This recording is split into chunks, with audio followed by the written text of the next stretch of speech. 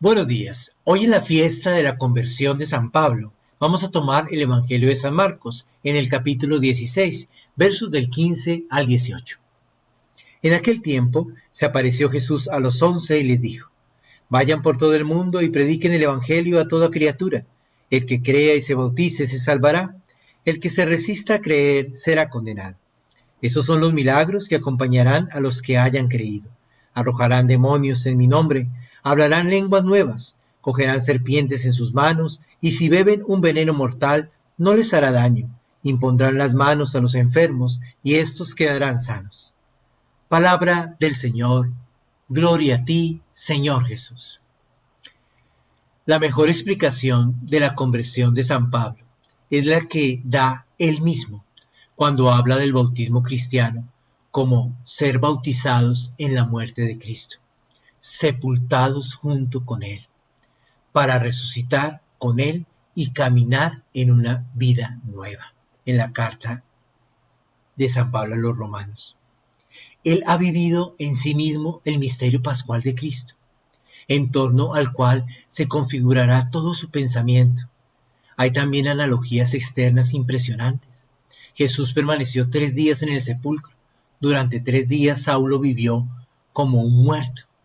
No podía ver, estar de pie, comer. Después, en el momento del bautismo, sus ojos volvieron a abrirse. Pudo comer y retomó las fuerzas. Volvió a la vida. Inmediatamente después de su bautismo, Jesús se retiró al desierto y también Pablo. Después de ser bautizado por Ananías, se retiró al desierto de Arabia, es decir, al desierto alrededor de Damasco. Los exégetas calculan que entre el acontecimiento en el camino de Damasco y el inicio de su actividad pública en la iglesia hay una decena de años de silencio en la vida de Pablo, de oración. Los judíos lo buscaban para matarlo. Los cristianos no confiaban aún en él y le tenían miedo. Su conversión recuerda a la del cardenal Newman, a quien sus antiguos hermanos en la fe anglicana lo consideraban un traidor, y a quien los católicos miraban con sospecha por sus ideas nuevas y sus propuestas quizás más audaces. El apóstol hizo un noviciado largo.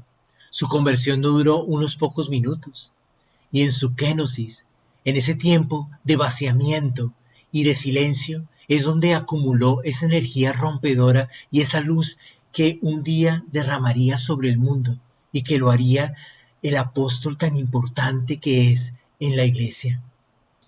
De la conversión de Pablo tenemos dos descripciones distintas, una que describe el acontecimiento, por así decirlo, desde fuera, en clave histórica, y otra que describe el acontecimiento desde dentro, en clave psicológica y casi que autobiográfica. El primer tipo es el que encontramos en las diversas narraciones que se leen en Hechos de los Apóstoles. A él pertenecen también algunos esbozos que el propio Pablo hace del acontecimiento, explicando cómo de perseguidor se transformó en apóstol de Cristo. Al segundo tipo pertenece el capítulo 3, especialmente en la carta de los Filipenses, donde el apóstol describe lo que ha significado para él subjetivamente el encuentro con Cristo, lo que era antes y lo que ha llegado a ser a continuación. En otras palabras, en qué ha consistido esencialmente y religiosamente el cambio realizado en su vida. En todo cambio hay un punto de partida y un punto de llegada. El apóstol describe ante todo el punto de partida, lo que él era antes. Él dice: si algún otro cree poder confiar en la carne, más yo, circuncidado el 8º día del linaje de Israel, de la tribu de Benjamín, hebreo e hijo de hebreos, en cuanto a la ley fariseo, en cuanto al celo perseguidor de la iglesia, en cuanto a la justicia de la ley completamente intachable.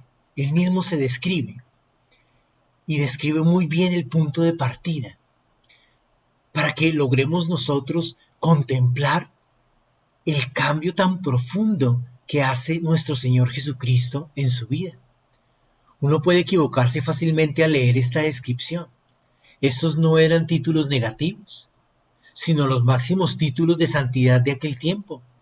Con ellos perfectamente se hubiera podido abrir un proceso de canonización de Pablo. Su formación era intachable. Su vida en cuanto al seguimiento de la ley era intachable. Su celo por la proclamación de la ley era intachable. Si hubiera existido en aquella época la canonización, seguramente que hubiese sido una persona que fuera un candidato fijo para esta canonización. Es como decir hoy de uno, bautizado el 8º día, perteneciente a la estructura por excelencia de la salvación, la Iglesia Católica, miembro de la orden religiosa más prestigiosa y austera de la Iglesia. Eso eran los fariseos. Observatismo de la regla. En cambio, en el texto hay un punto y aparte que divide en dos la página y la vida de Pablo y crea un contraste totalmente grande.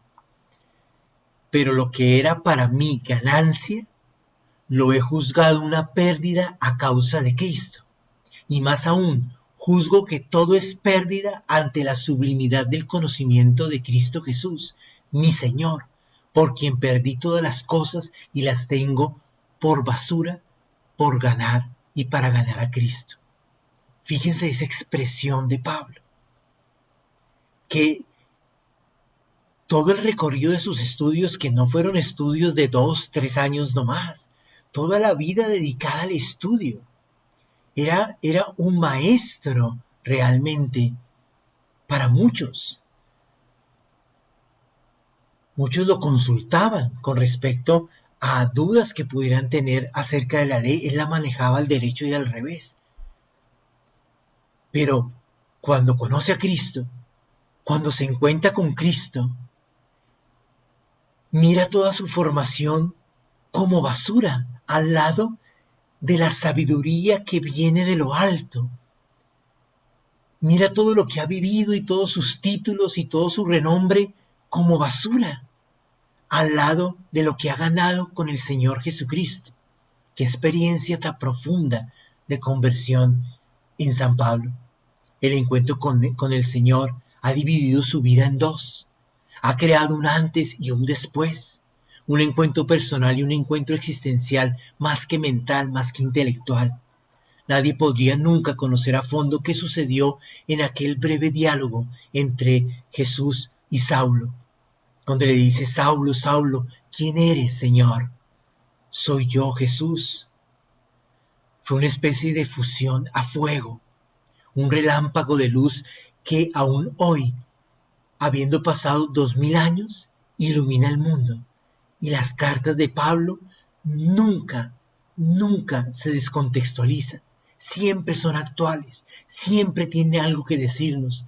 Toca todas las realidades humanas de las comunidades y a nivel personal. Son una obra magnífica del Espíritu de Dios a través del apóstol Pablo.